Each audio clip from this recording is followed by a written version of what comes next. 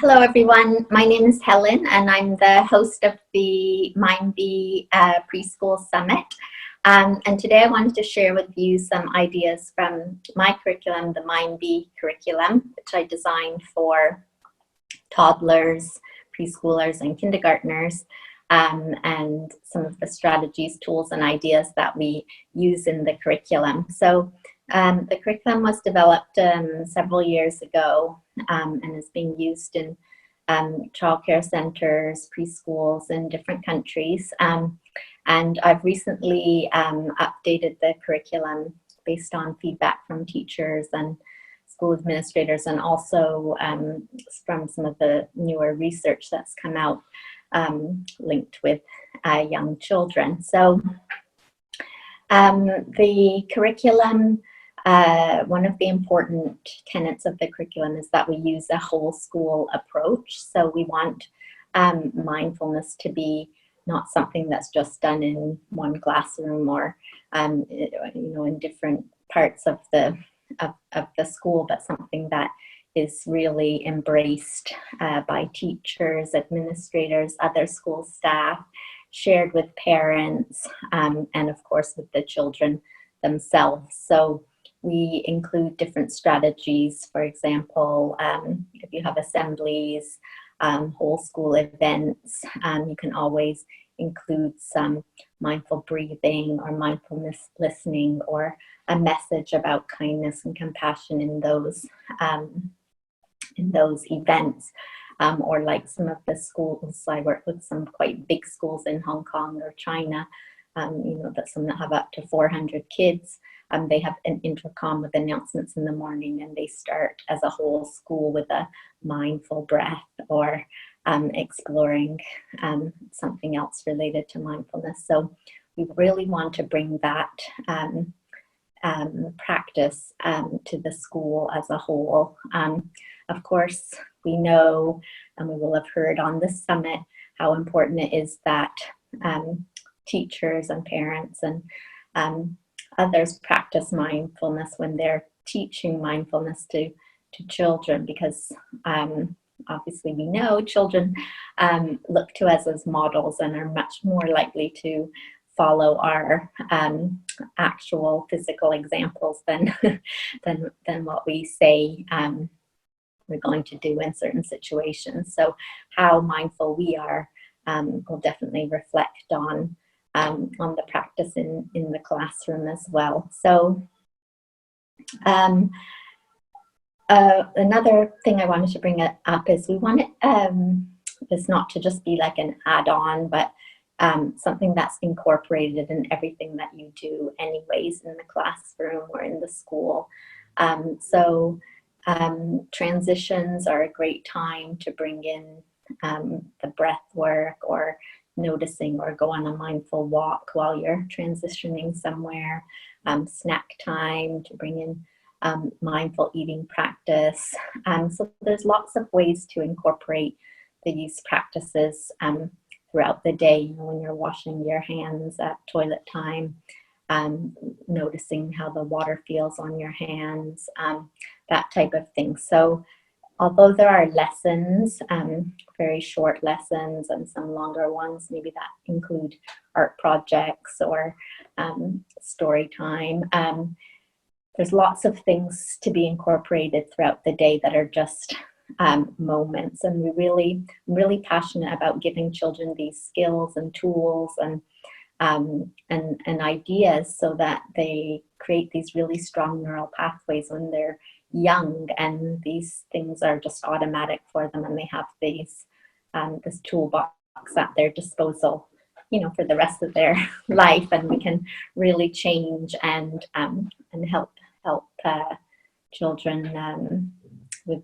so many things. So that's why I created it, and that's where my passion comes from in this subject. So the curriculum is focused on the breath, and we bring in breath work in lots of different ways. One of the things that I wanted to just remind people is adults and children breathe quite differently. So adults breathe maybe 12 to 18 breaths a minute, while young children have a lot faster breathing and might have 20 to 40 breaths a minute, depending on their age. So we don't want children following our breath. We want them following their own breath and their own pace of breathing, because it's quite stressful if the young child's trying to follow an adult. So one of the fun things we do is talking about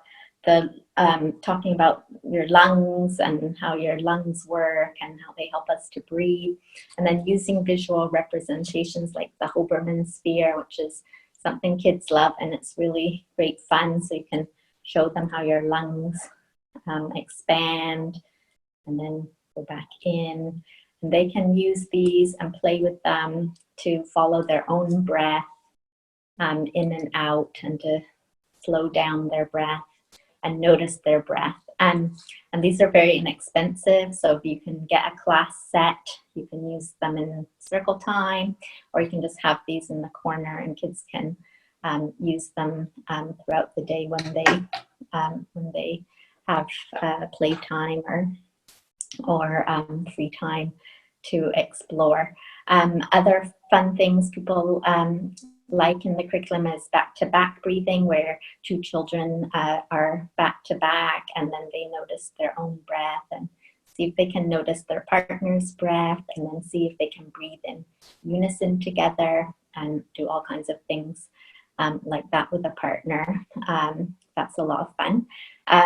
Probably you know this one, where you lie down on the ground and the children have stuffed animals on their stomachs, and they notice the movement of their breath going in and out while they have this stuffed toy on their stomach, and whether they can be still as well and keep the stuffed animal there. So lots of fun things like that.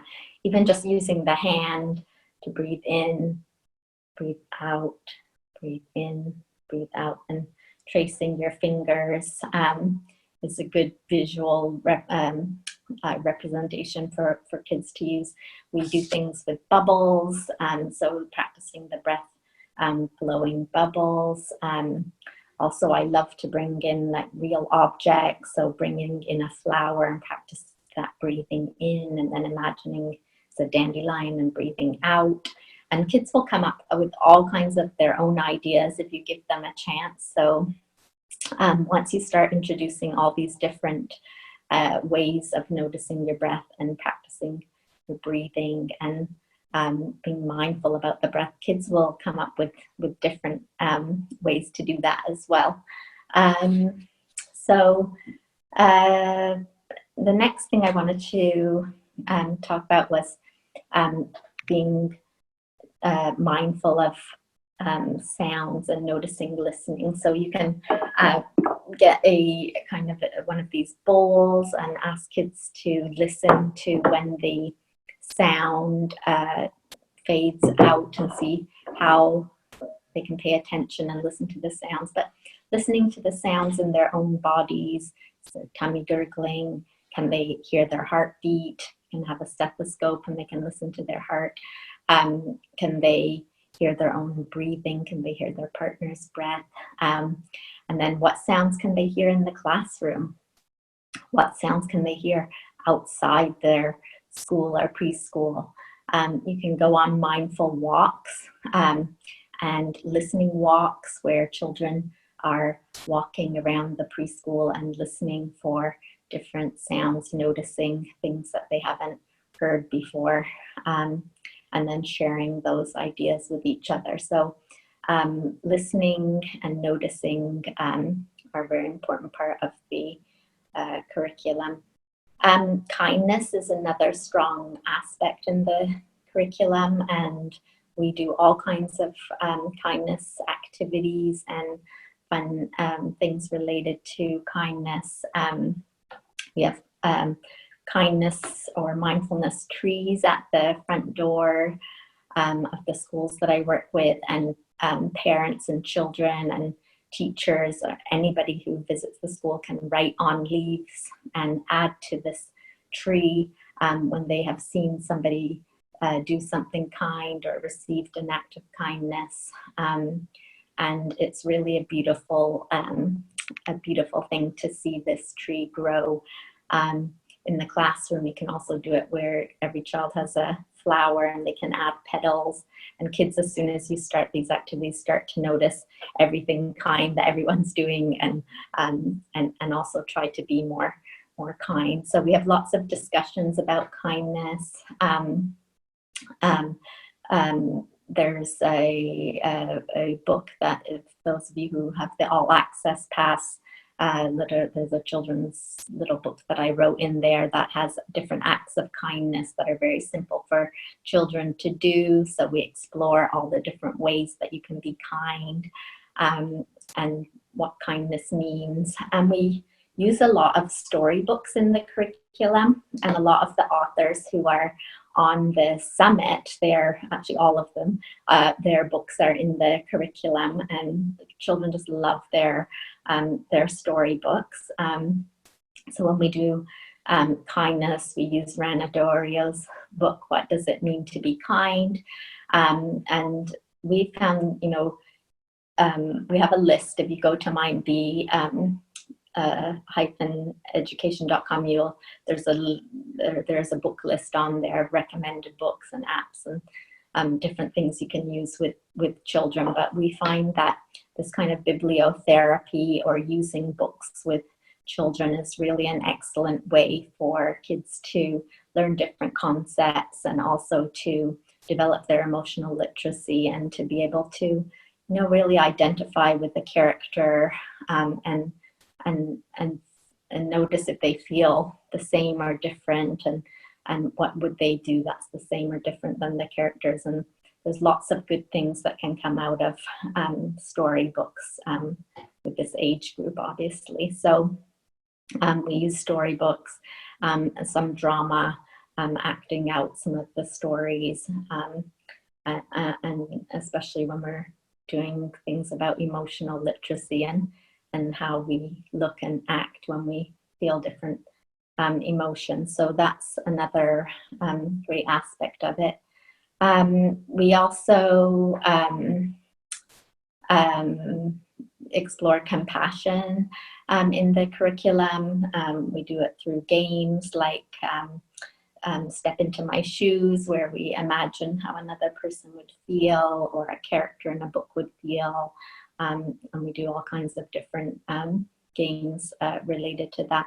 And we encourage children to do things like send good thoughts and kind feelings to people who are absent or sick, or if somebody gets hurt in school, to to help that child, or discuss what we could do to make somebody that's hurt themselves feel better, and things like that. So compassion is a big part of the curriculum as well, and also self-compassion. So we teach things like giving yourself a massage when you feel a bit tense, or giving yourself a cuddle, and some of the mantras and meditations, very short meditations that can help children with self-compassion and their self-worth. So that's another part. Movement, of course, is a huge part of the curriculum, because preschoolers love to move. So we have yoga incorporated in there, Tai Chi, and other movement exercises, games like freeze and tag, and things where we see how long people can keep still, pretending to be an explorer, looking in the jungle and finding animals, going on walks through the school, and trying to kind of find things that you've hidden or placed. So they're really using their noticing skills, but also getting to walk. And then if you have gardens or different areas in the school, practicing mindful walking is another great way to encourage movement and mindfulness. So we also have lots of short visualizations and meditations to help kids relax. reduce stress and anxiety.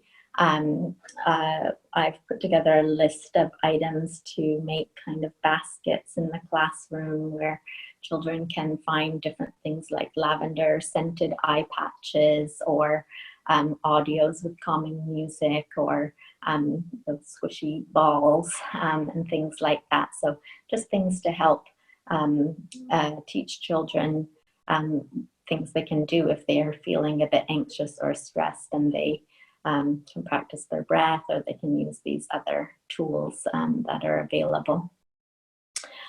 We have a journal in the MindBE curriculum, and we encourage kids with prompts to draw and express their feelings. For example, you know, who's kind to you at school, who's your friend, how are you feeling, how would you feel if such and such happened. So the journal is a really great way of helping the children to express their mindfulness tools and strategies through drawings, and that has been received very well. And I've got some beautiful examples of children's journals and what they've learned. So emotional literacy is another big part of the curriculum. We use lots of ideas, such as you know, gauging your whole class, how they're feeling, by having sign-in boards where they can put you know, different faces showing how they're feeling that day, or thermometers is another one that we put in classrooms where they can rate how they're feeling on a thermometer, and then talking about that, you know, not just having them put it on there, but especially if you notice the child's been upset for several days, really finding out what's going on and how you can support them. Of course, we want to teach children that all emotions are okay. It's okay to feel all these different things, but how we manage those emotions is important too. So we use persona dolls, so puppets, to talk about different situations and how someone might feel in those situations, and what they could do. How could they change their body language, or how could they change what they're saying to themselves, or how could they manage that while still teaching the children that it's okay to feel any emotion, and that is a normal part of being human. So lots and lots of things to do with emotional literacy. Again, storybooks are a great one, and I'll go into more about this on the session on Friday, where I look at some more emotional intelligence skills as well. Mindful eating, I said before, if you have snack time, you know, bring it into snack time. But teaching kids where food comes from, if you have a garden at school, growing the food and then harvesting it and cooking it together. We like to bring in lots of sensory things in the curriculum, so lots of herbs and things with different smells that the children can explore and smell, and think about how they were grown. And I find that there's a lot of very fast eating nowadays. Kids are being rushed, you know, from activities to activities. Teachers are trying to cram in a lot of stuff as stuff gets pushed down from the older grades. So really exploring that, savoring the food, and the kind of experience of really enjoying something that you're eating, and not just gobbling it down, which we see happens quite a lot. So snack time, if you have lunch, if you're a whole day program, are great times to bring this in. But you can also bring in samples of food that the children might not have tried before, and get them to, you know, look at it, feel it, smell it, and then taste it and see if they like it. So those are all great things to bring in mindful eating. I'll just share a few other things. I could go on, but we also talk about creating space in your classroom for quiet time or stillness. So we have ideas and examples of creating corners in your classroom, maybe a mindfulness corner, or if you have areas in your whole school, creating that kind of place that children can go. And some of the things that we have in there, you know, besides carpets and soft pillows and toys, we have audios with visualizations. We have smelling pots with different herbs, storybooks, real flowers that children can smell. And this is a great place to put something like a goldfish, which can be very calming to watch. And it also comes into our caring unit about taking care and helping others and having that kind of pet in the classroom that needs to be fed and taken care of is a really good tool as well. So, and then we have areas that are more about being really present in what you're doing. So we look at making glitter jars, which also is about emotions, isn't it? So the children can see how their emotions can settle. But looking at things like one fun activity is like giving everybody different apples. So everybody has an apple, all different kinds of apples there are, and then examining your apple and noticing what's what makes your apple unique, just like everyone in the class is unique, and exploring, how does it smell? How does it feel? What little bumps are there on there? Is there a sticker on there? Is the stem on or off? And then, talking with a partner about their apple, but really noticing the differences and the uniqueness of their apple. And then you can put them all back, and then the children have to find their own apple again and see if they can recognize it. And you can do all kinds of fun things. When I was a preschooler myself, this is one of my earliest memories. I was obsessed with this empty plastic yogurt container my grandmother had, and then she had these like really colorful pegs that were like red, yellow, and blue, and I would spend hours making patterns with the pegs, all the yellow, all the red, all blue, and yellow, red, blue, doing all different things. And I was just so present with that game, and it's such a simple thing. So the more kind of things like that we can bring in, that's great. And then, of course, we emphasize play because that's what preschoolers need to do. That's how they learn, by exploring and being curious and recreating their experiences through play. So we really want to give them that time to be present and to have those experiences and to explore their world through playful activities. So that's just a little bit about the curriculum.